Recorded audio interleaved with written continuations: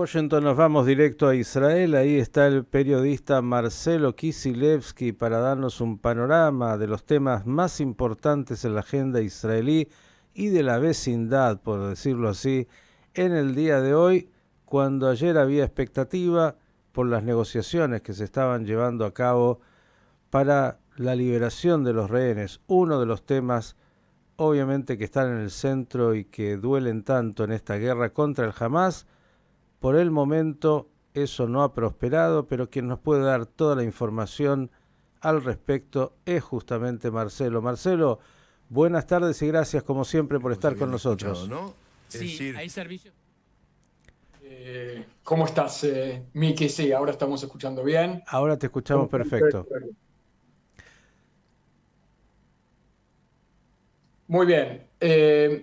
La información este mediodía es que, según fuentes egipcias, el Hamás ha rechazado una propuesta muy concreta de liberar alrededor de 40 rehenes que incluyeran a todas las mujeres y niños que todavía permanecen en manos de Hamás, que incluya también la posibilidad de aumentar la cantidad de días de tregua a una semana, el aumento de la cantidad y la calidad de presos palestinos a liberar, o sea, más presos y de más alto rango en el sentido terrorista de la palabra, si se puede decir, es decir, terroristas, lo que nosotros llamamos con sangre en las manos, gente que sí ha logrado matar israelíes, judíos en sus atentados terroristas. Recordemos que en la primera tanda de alrededor de 5 días se trató de mujeres y menores. Cuando decimos menores, decimos adolescentes de 14 a 18 años, no decimos niños de 3 años como secuestraron ellos o bebés, sino chicos terroristas que no lograron asesinar gente.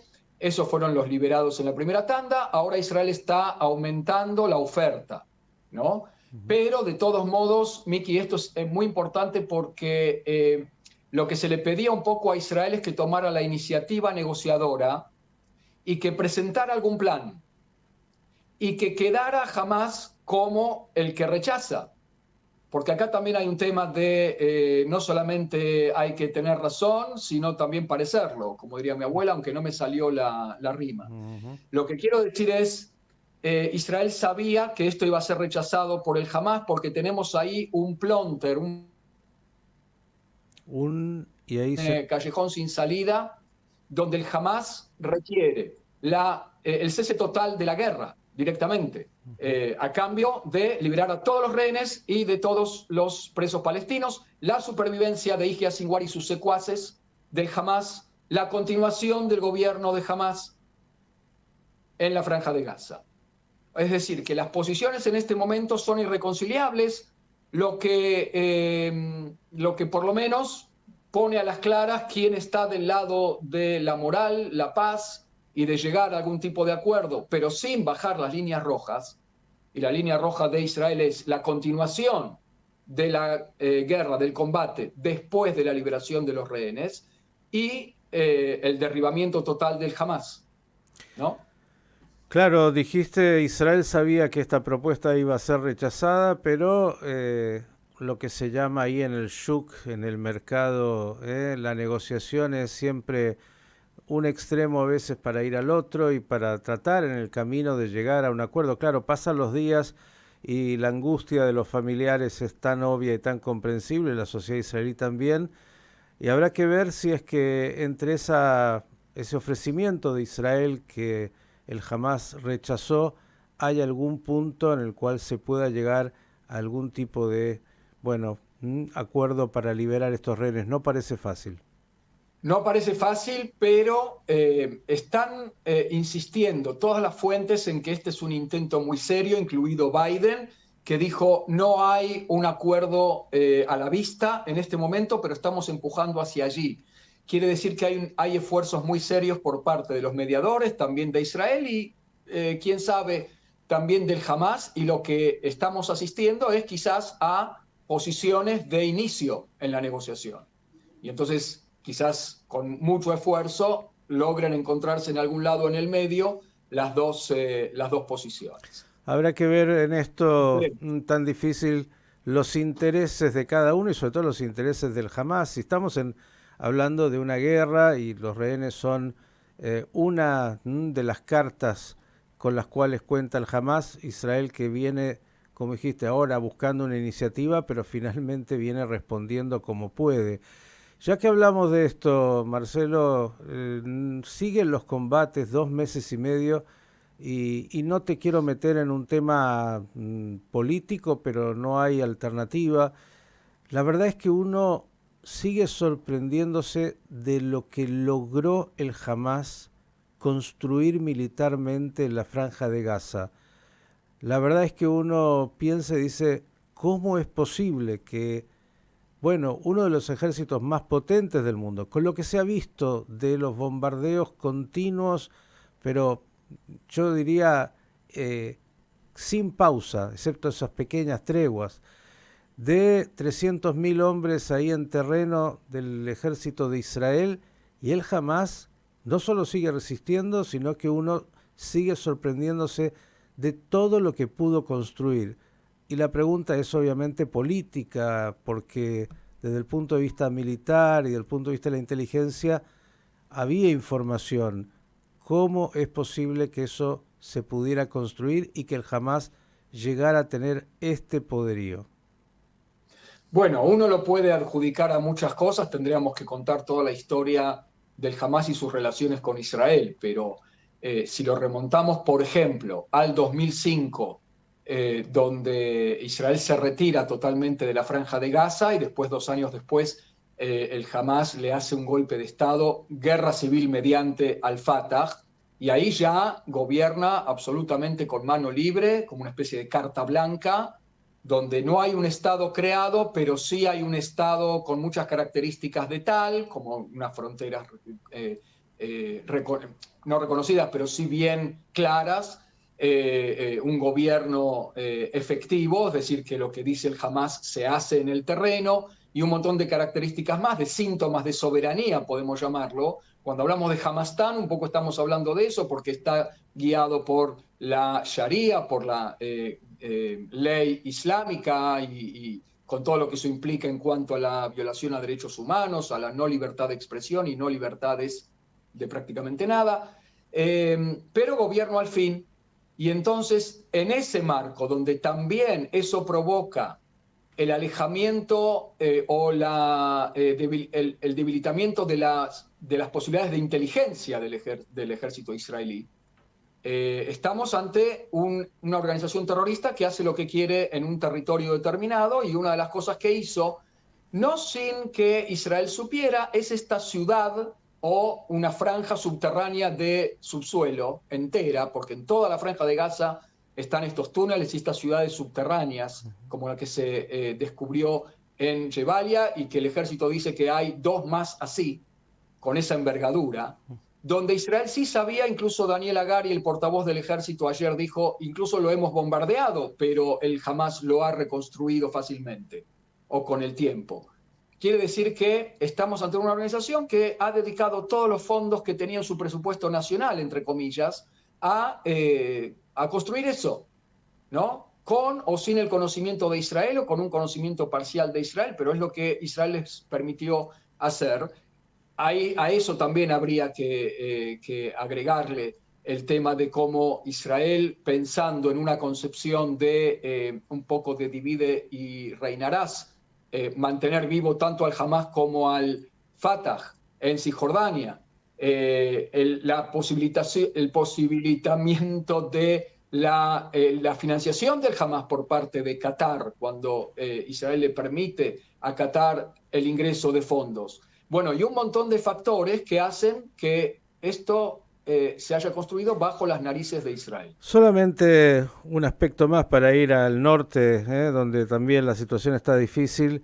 Digo, estamos hablando para algún oyente que desconoce de un barrio a otro. Estamos hablando de que la Franja de Gaza tiene una frontera ahí a 1 kilómetro, a la nada misma, con Israel y con poblados israelíes, como todos saben.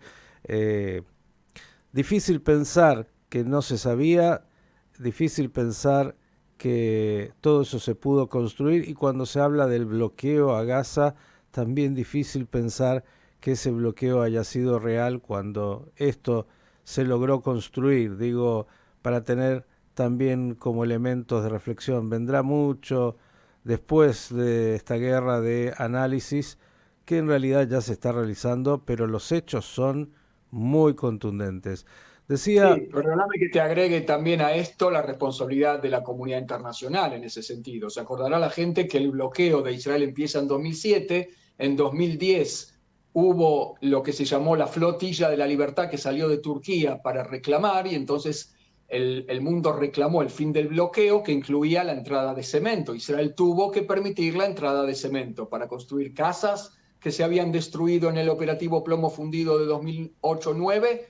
No, para construir esto, para construir los túneles. Es decir, que aquí el mundo también tiene que empezar a reconocer que acá hubo errores, pero infinitos y de todos lados. bien, nos vamos un minuto al norte. Hace algún instante veía 20 misiles disparados nuevamente sobre territorio israelí, algunos daños materiales, pero la tensión que va increciendo también. Cuéntanos un poquito. No, o sea, estamos ante más de lo mismo, pero como vos lo decís muy bien, increyendo. ¿Qué quiere decir esto? Tanto Israel como Hezbollah mantienen esta guerra a bajos decibeles, a fuego lento, pero en las guerras muchas veces ocurre que las dinámicas tienen vida propia, y cuando Israel dice, nosotros a cada misil de Hezbollah vamos a responder con toda la fuerza, y realmente ya alrededor de 200 terroristas de Hezbollah han sido ultimados en lo que va de esta guerra, y Hezbollah también dice, vamos a reaccionar con más fuerza, pero al mismo tiempo no se quieren pasar de ciertas líneas. Entonces, bueno, la dinámica sube los decibeles solo, y en algún momento, cuando ocurra algo muy grave, por ejemplo, que algunos de estos 20 misiles maten una cantidad X de israelíes, soldados o civiles, como ya ocurrió en la guerra del Líbano 2, que dispararon a un grupo de soldados, murieron 12 soldados juntos, o algo por el estilo. No en esta guerra, insisto, para los que están escuchando parcialmente y se pueden confundir. No todavía ocurrió, pero puede ocurrir, y entonces en ese caso ya es el pasar una línea roja que Israel no va a poder tolerar, y entonces va a tener que atacar en el sur del Líbano con toda la fuerza, con entrada terrestre y con todo lo que tiene que tener, aun cuando todavía no lo quiere hacer. ¿Y por qué no lo quiere hacer? Porque todavía no terminó el capítulo Gaza.